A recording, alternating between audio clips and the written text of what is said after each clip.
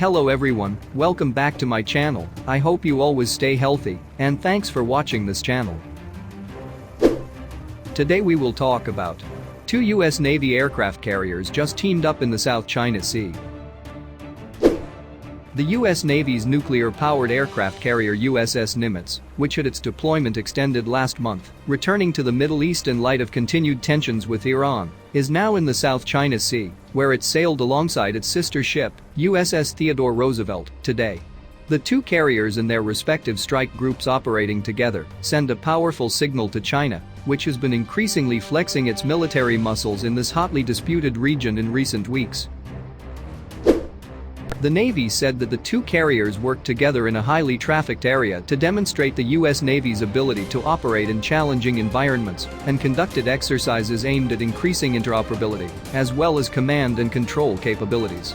Theodore Roosevelt is part of Carrier Strike Group 9, CSG-9, which also includes, in part, Carrier Air Wing 11, CVW-11, the Ticonderoga-class cruiser USS Bunker Hill, and the Arleigh Burke-class destroyers, USS Russell and USS John Finn. Nimitz's CSG-11 consists of CVW-17, as well as the Ticonderoga-class USS Princeton and the Arleigh Burke-class USS Sterett. Training with Carrier Strike Group 11 in the South China Sea is a tremendously valuable opportunity, said Navy Rear Admiral Doug Verissimo, commander of CSG-9. Through operations like this, we ensure that we are tactically proficient to meet the challenge of maintaining peace, and we are able to continue to show our partners and allies in the region that we are committed to promoting a free and open Indo-Pacific. We are committed to ensuring the lawful use of the sea that all nations enjoy under international law, added Navy Rear Admiral Jim Kirk, the commander of CSG-11. The latest dual-carrier maneuvers continue high-profile US Navy operations in the South China Sea, which are, in part, intended as a counter to growing Chinese assertiveness in the region. Using the 9-dash line, Beijing claims almost 90% of the disputed waters, which are crisscrossed by vital maritime trade routes, despite ongoing disputes with countries including Malaysia, the Philippines, Taiwan, and Vietnam. In recent years, China has expanded its efforts to reclaim and militarize a number of islands in these waters, providing bases that could be used to restrict maritime and aerial traffic if Beijing so desired. These same two CSGs had previously conducted dual-carrier operations in June of last year in the Philippine Sea. The last time that dual-carrier operations took place in the South China Sea was in July 2020, when the Ronald Reagan and Nimitz CSGs twice operated together in these waters. Open-source maritime tracking data suggested that the dual-carrier operations came to an end earlier today when the cruiser USS Princeton of CSG-11 departed the South China Sea, likely accompanied by USS Nimitz. The latest exercise comes amid another spike in Chinese military aviation activity around the northern end of the South China Sea. Last January 31, the Taiwanese Ministry of Defense reported that 8 Chinese aircraft, including fighter jets, maritime patrol, and surveillance types, had flown into the southwestern corner of its Air Defense Identification Zone, or ADIZ, in the previous 2 days. This uptick in activity has also included reported mock attack runs made by Chinese aircraft on the USS Theodore Roosevelt.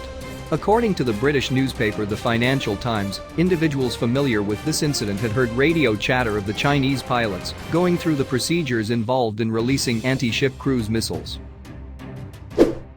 For its part, the USS Nimitz departed its home port of Bremerton, Washington, as long ago as April 2020. The Nimitz is now finally heading back to Bremerton after around 10 months at sea, longer than is typically required.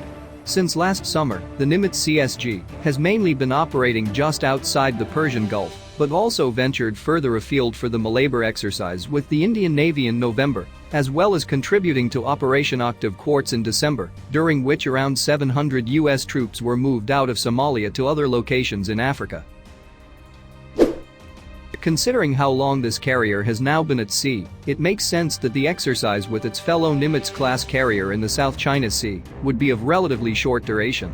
More generally, the Navy is grappling with the strain being put on its carrier fleets amid a surge in demand for them to support US military operations around the world, but at a time when a significant number of the flat tops are tied up undergoing maintenance and major overhauls.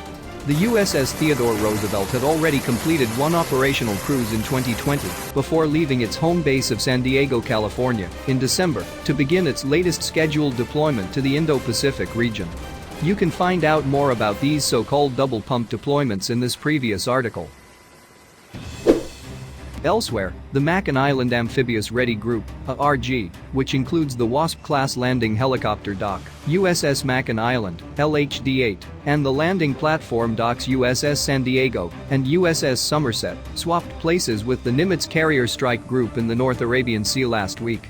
The amphibious warships arrived on station in the Middle East after having operated off the Horn of Africa. As of February 9, the Mackinac Island ARG had transited the Strait of Hormuz and is now in the Persian Gulf. When USS Nimitz left the Middle East, leaving that region without an aircraft carrier, the Pentagon Press Secretary John F. Kirby explained that the number of big deck carriers available to the United States at any given time made it a case of balancing requirements from various parts of the world. Every decision that we make with military forces, air, ground or naval, and certainly decisions that you make with respect to a capital asset, like an aircraft carrier and its associated, supporting strike group, is a decision driven by a frank assessment of the threats in the area and also a frank consideration of the capabilities themselves, Kirby said. The Middle East may not be left without a big deck carrier for long, however, with rumors that the USS Dwight D. Eisenhower could be on its way there or is at least heading to the wider region.